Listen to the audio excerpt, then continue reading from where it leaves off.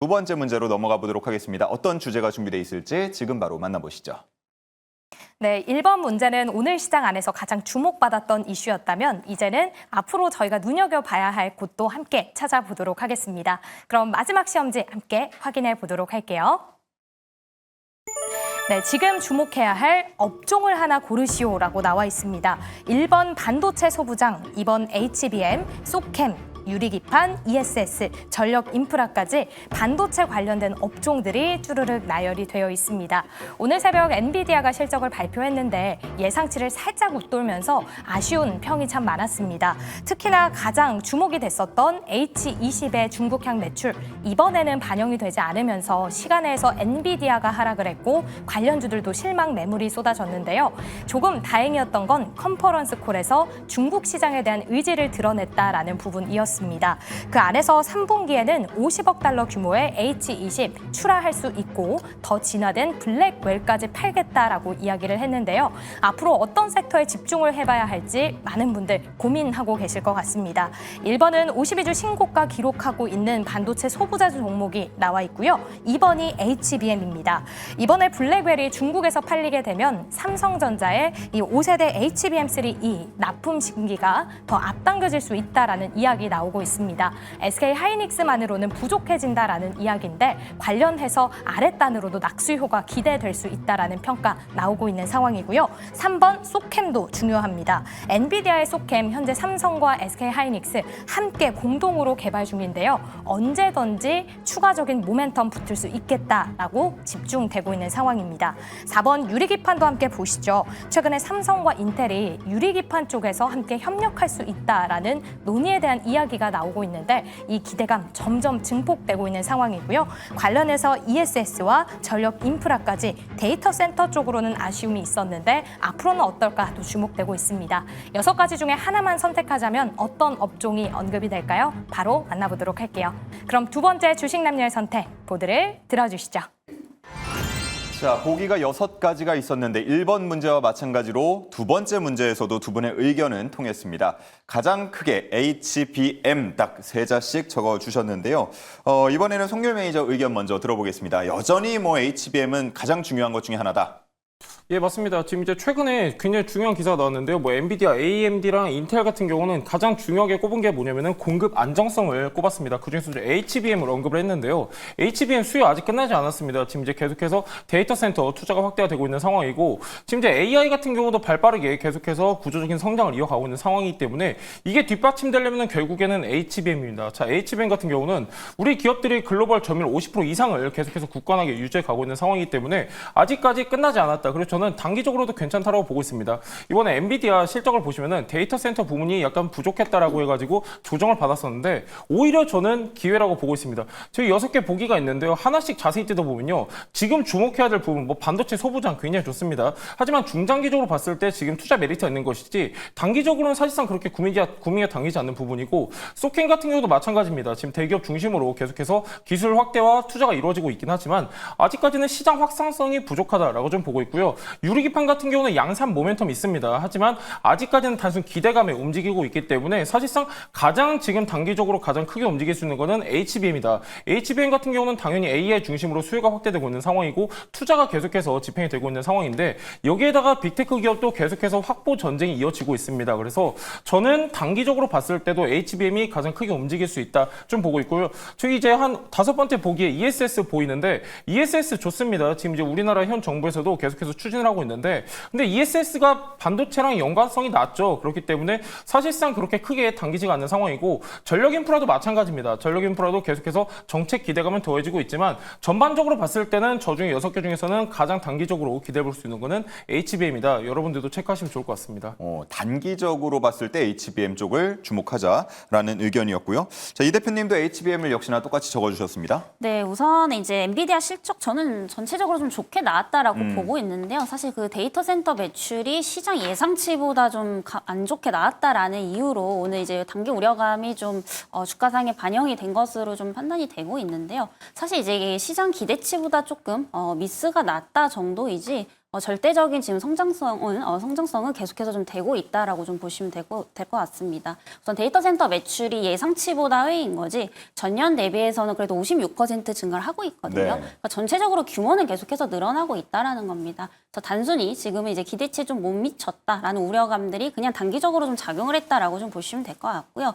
앞서서 매니저님도 말씀을 주셨지만은 결국에는 이제 데이터 센터 계속해서 좀 확장이 될 수밖에 없습니다. 특히나 엔비디아 같은 경우에 대부분의 매출이 또 이 데이터 센터에서 나온다라고 보시면 되는데 그냥 원초적으로 딱 생각을 했을 때 우리가 이제 그 데이터 센터를 건립을 하기 위해서는 결국엔 GPU가 필요하죠. 근데 GPU는 D램이 아니라 HBM이 반드시 필요할 수밖에 없습니다. 그래서 이거를 만들 수 있는 기업은 몇 군데가 좀 안 되기 때문에 당연히 여기에 있어서 가장 큰 또 수혜를 받을 수 있는 것은 HBM 제조기업이라고 보시면 될 것 같고요. 앞으로 이제 블랙엘에 앞서서 루빈까지도 또 출시가 될 것으로 좀 보이고 있기 때문에 이 모멘텀은 내년까지 좀 지속이 될 가능성이 높다라고 보고 있습니다. 그래서 앞으로 이제 D램은 좀 저성장이고 HBM 쪽은 초고성장이 이제 될 수밖에 없는 이제 상황인데요.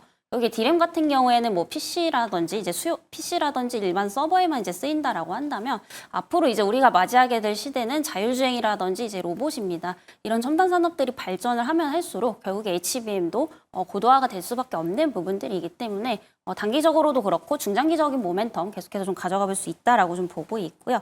그리고 앞서서 이제 말씀을 주셨지만은 기타 섹터 대비해서도 장기 모멘텀이 굉장히 강합니다. 특히나 유리기판 같은 경우에 당연히 이제 뭐 발열을 잡기 위해서 필수 소재로 좀 예상이 되고 있지만 이게 본격적으로 양산이 되는 시기가 지금 당장이 아니거든요. 빨라야 이제 내년 말 정도라고 좀 보시면 될 것 같다라는 말씀 우선 드리겠고요. 소캠 역시도 중요합니다. 차세대 패키징으로서 중요한 부분이지만 아직까지는 이제 개발 단계다라고 좀 보시면 될 것 같고요. 반도체 소부장 같은 경우에는 이제 기업이 좀 너무 많습니다. 물론 이제 기술력 좋은 기업들도 많지만 너무나도 많기 때문에 이제 가격 경쟁이 굉장히 좀 심화가 될 수 있다라는 점에서 여기서 이제 기업 선별하기가 굉장히 좀 어렵죠. 그래서 이런 부분들을 좀 본다라고 한다면 그 중에서는 이제 HBM이 여전히 좀 대장일 가능성이 높다라고 보고 있고요. 물론 이제 ESS라든지 전력도 좋습니다. 여기 데이터 센터는 이제 전기 먹는 하마라는 뭐 얘기가 또 있는 만큼 그만큼 이제 에너지가 굉장히 좀 많이 필요할 수밖에 없는 부분들인데 이게 사실 간접적으로는 수혜를 받을 수 있어도 직접적으로 받기는 굉장히 좀 어렵다라는 측면에서 본다면 보기 중에서는 여전히 좀 HBM이 되지 않을까라고 보고 있고요. 오늘 사실상 SK하이닉스의 주가가 좀 말해주고 있는 게 아닌가 이렇게 좀 판단이 되고 있습니다. 예. 뭐 해석의 영역이 있습니다. 실적 발표가 나오고 나면 늘 절대적인 수치보다는 그에 대한 세부적인 해석이 좀 나뉘기 마련인데 뭐 그러나 저러나 외형적으로 봤을 때는 계속 성장을 하고 있고 우리가 좀 체감을 할 수 있지 않습니까? AI나 GPU가 필요하다라는 거는 우리가 삶 속에서도 지금 체감을 하고 있다 보니까 HBM에 대한 주목은 놓지 않고 해야 된다라고 두 분께서 입을 모아서 말씀을 해 주신 건데 자 근데 방금 마지막에도 잠깐 언급을 해 주셨습니다만 오늘 삼성전자와 SK하이닉스의 주가 흐름은 갈렸습니다. 송일 매니저님, 역시나 뭐 HBM의 납품 여부에 대한 뭐 판단입니까? 시장의 판단입니까?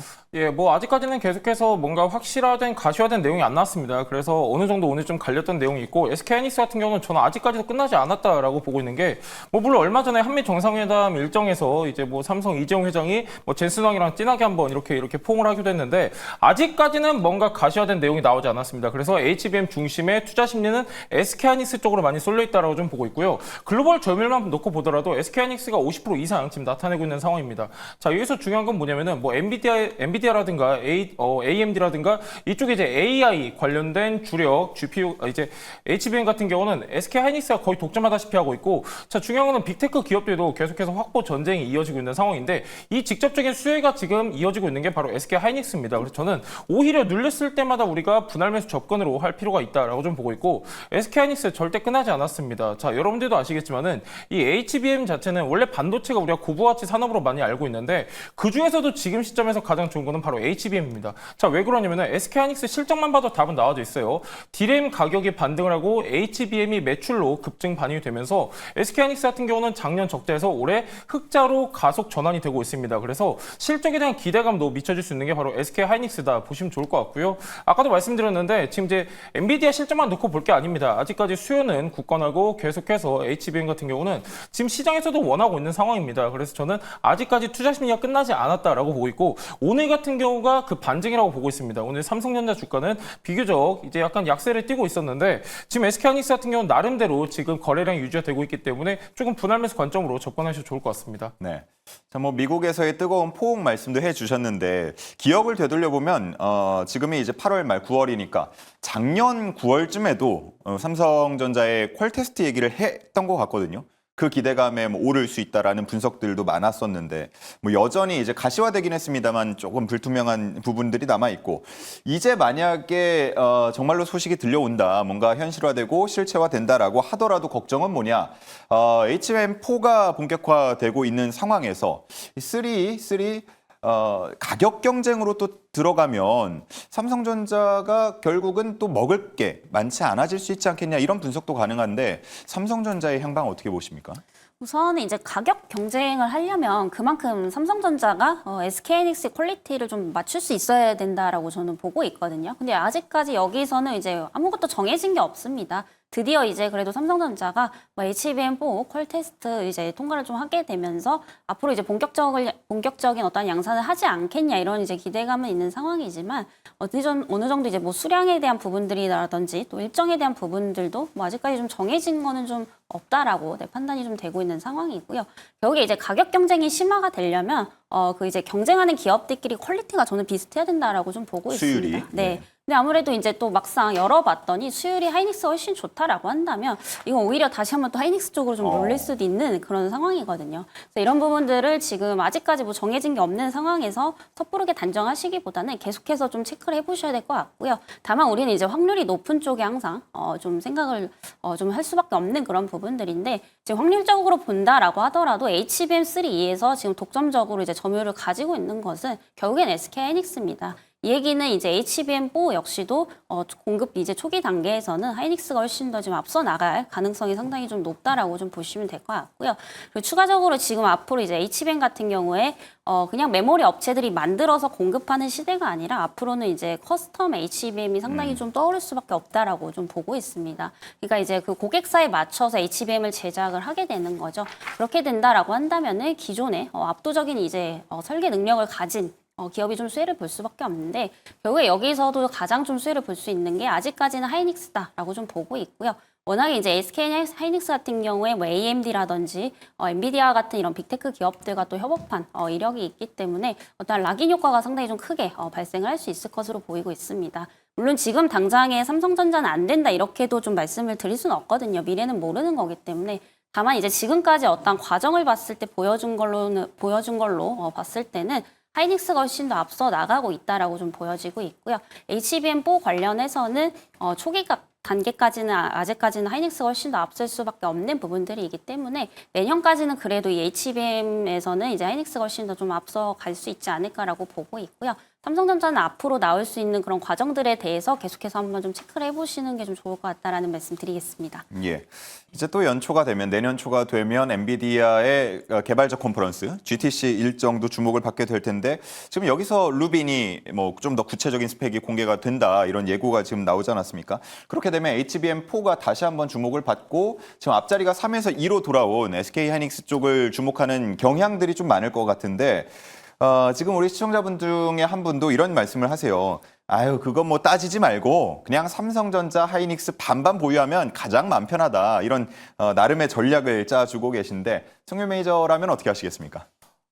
좋은데요. 일단 조금 디테일하게 보셔야 됩니다, 여러분들. 저도 이제 삼성 퀄 테스트 되면 좋죠. 좋은데 이제 HBM 기술력 같은 경우는 SK하이닉스랑 어느 정도 격차가 있다라고 지금 이제 매스컴에서 나왔고, 자 이제 파운드리도 체크를 하셔야 되는데 어떻게 보면 파운드리 TSMC에 대한 가장 큰 대항마가 바로 삼성전자입니다. 그럼에도 불구하고도 아직까지는 파운드리 점유율이 이렇게 크게 개선이 되지 않다 보니까 아직까지는 투자 심리가 제한적인 상황이다라고 좀 보고 있고, 저도 당연히 이제 통과되고 이제 다시 한번 우리나라 기업들이 주도하면 좋긴 하겠지만은 아직까지는 제한적인 상황입니다. 그렇기 때문에 약간 저는 둘 중에 한 종목 골라야 된다라고 하면 단기적으로는 SK하이닉스, 중장기적으로는 삼성전자 이렇게 판단하시면 좋을 것 같습니다. 네, 좋습니다. 자, 여기까지 들어보고요.